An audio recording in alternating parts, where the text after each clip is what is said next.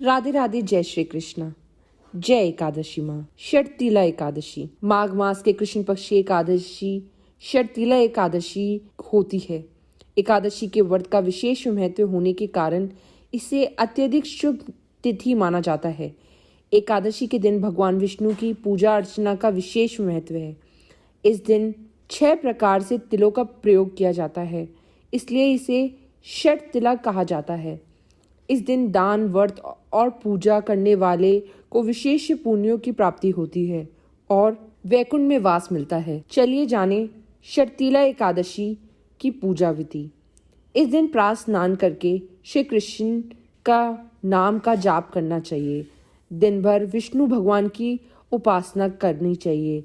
रात्रि में जागरण तथा तिल से हवन करे, तिल का दान करे और तिल का ही भोग विष्णु भगवान को लगाए। षटतिला एकादशी व्रत कथा। इस व्रत के संदर्भ में एक कथा प्रचलित है कि एक समय नारद मुनि भगवान विष्णु के धाम वैकुंठ पहुंचे।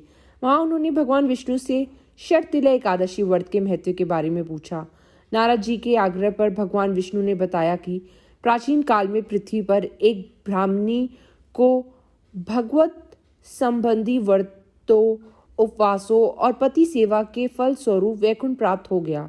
वह मेरी बहुत बड़ी भक्ति और श्रद्धा भाव से पूजा करती थी। एक बार उसने 1 महीने तक व्रत रखकर मेरी उपासना की।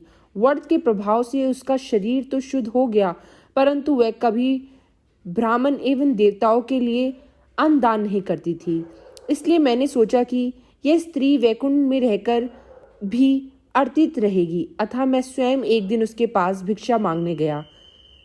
जब मैंने उससे भिक्षा याचना की तो उसने साधु बने मुझको एक मिट्टी का ढेला दे दिया था।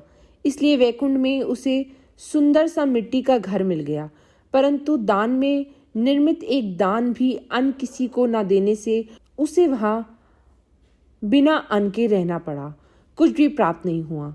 तब उसने मेरी आज्ञा से षटतिला व्रत किया और उसके प्रभाव से उसे सब कुछ प्राप्त हुआ। उसकी कुटिया अन्न और धन से भर गई और वह सभी सुखों के साथ अपने घर में प्रसन्नता पूर्वक रहने लगी। इसलिए षटतिला एकादशी के दिन आपको तिल का दान जरूर करना चाहिए। राधे राधे। जय श्री कृष्ण। जय षटतिला एकादशी माँ।